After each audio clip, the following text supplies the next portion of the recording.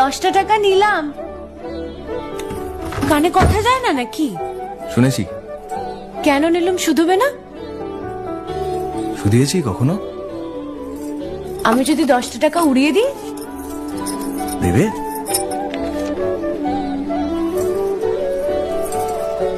আমি তবে যাই। আমরা থিয়েটার দেখতে যাচ্ছি। তুমি কি শুনলে আমি কি বললাম? বড় জ্বালাচ্ছ ললিতা।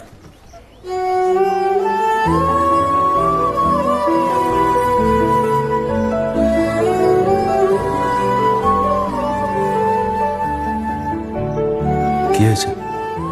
আমরা সবাই থিয়েটার দেখতে যাচ্ছি। আমরা বলতে? আমি, কালী, চারু।